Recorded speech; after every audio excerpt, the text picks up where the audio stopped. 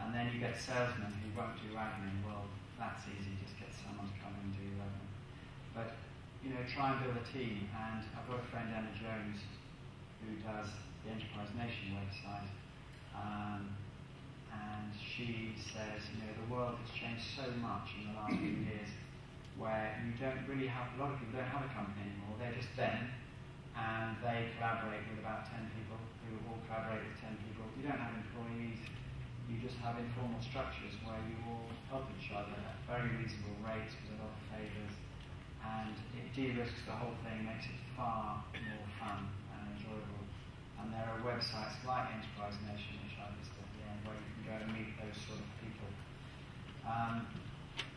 The second point there, another chap, Derek Windsor, who's long retired, was the most experienced business advisor I ever knew, and he always said, Rory, in micro businesses, the number one cause of failure is family.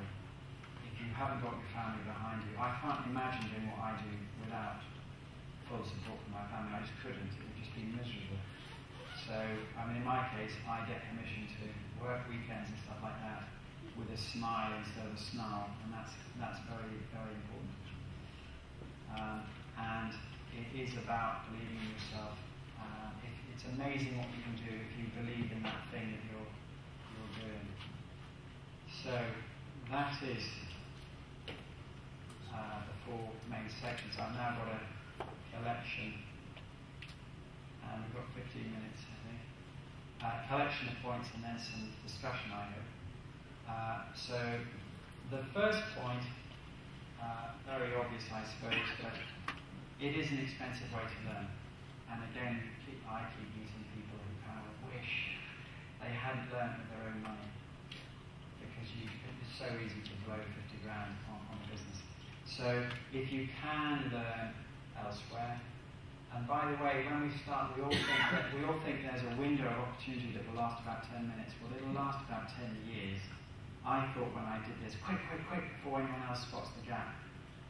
No one else would have gone into that gap. You know, I could easily wait a couple of years.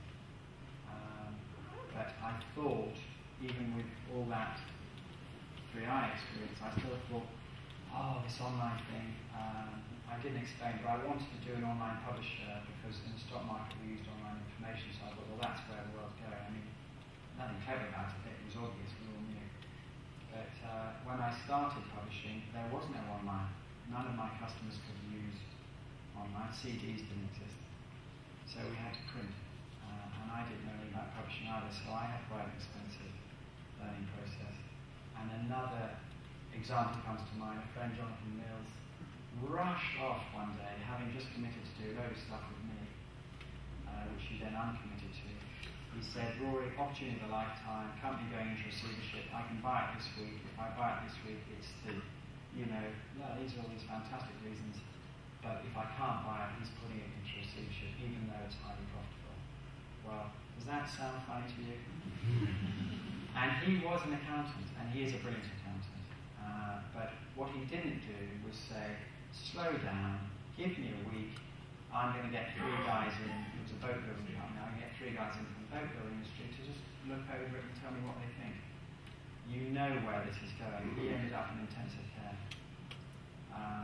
It went bust. It was all horrible. So, yeah, slow down and get those guys who know to help you, or just try and learn a bit before you begin with your own life savings. Right, second question, finance. Who's heard of BYOC? Bit of a trendy acronym. Bring your own cash. It's just this idea of self-reliance, and it is a fact of life that the personal finance market is incredibly competitive, which is why it's incredibly cheap and easy to borrow. And the business market has got 4 big players in it. Surprise, it's expensive, and you've got personal guarantees anyway, and they only want to lend you that much. So over the last 19 years, I've saved an absolute fortune by borrowing personally, lending to my own company. Lending at risk means that you can charge a very high interest rate, and HMRC will allow that apparently, although I've never used the test. And And so you can charge a nice interest rate. You don't get charged national insurance on interest, so it's a good way of getting some money out. And I'm all for small businesses getting some breaks because, you know, we have a lot of years where we get no pay whatsoever, and then the next year we might get a bonus year, and suddenly you're into a high tax plan. So anything you can do to avoid a bit of tax, I think is fair enough. Now, I'm not going to give you the third point until I tell you a story about James Dyson. You all know James Dyson, the Hula Man? Has anyone read his book, Against All Odds? Does anyone know him? No, there's a couple of very knowing smiles, anyways. Well, in the book, which is a good read, I recommend it, and I am a big fan of his, by the way, he explains how he invented this extraordinary bagless vacuum cleaner, and then he made a whole string of discoveries. He discovered that all the industrialists in his sector are complete idiots because they didn't vacuum. And then he discovered that all the venture capitalists like me are worse than idiots. And then he discovered that all the bankers were idiots, and all the professional guys, the lawyers, the accountants, the IP guys, all of them, glittering idiots. You know, wonder the UK is in the state it is, da da da da. And I got to the end and I thought, I know what he's going to say at the end. But he never said it. He never admitted that all he needed on day one was a credible team. All he needed was to walk into the first meeting with a chairman and a finance director. He could have paid them to show up for the day.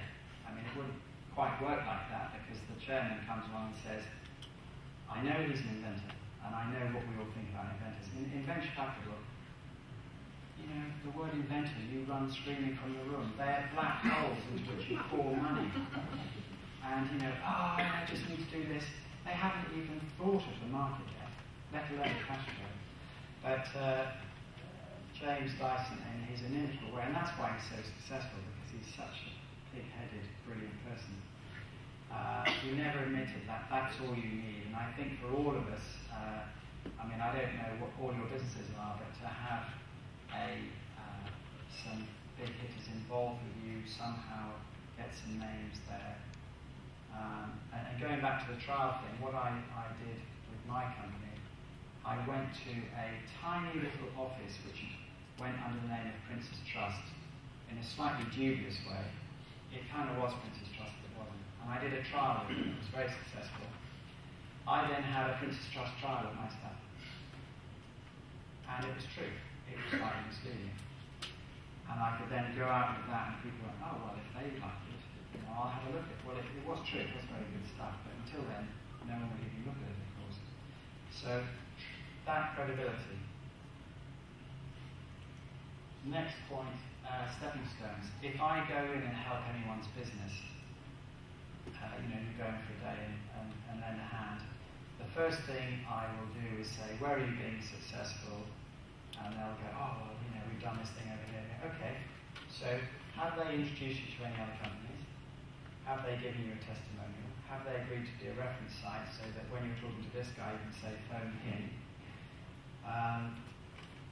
And, you know, I'll have you turn them into a partner, because that's what it's all about, especially in small business. And people love being your partner. They're very happy to be this friend of yours if you've done them a good job, and you know you're going to be their supplier for the years to come. They want you to be successful. So there's an enormous amount you can do there. And just slightly going off to one side, there is something I learned a few years ago, which again has been a huge step forward for me, and that's the idea of game-led statements. Now, if I say I'm a publisher, and this is classic, you can try it. Go back to your office and say, okay, elevator pitch for our company. And my lot would say, oh, we are high quality. And our stuff's the best, and it's practical, and all these adjectives. So what? Anybody can say that. Anybody. Hopeless. A game-led statement is Google backed us.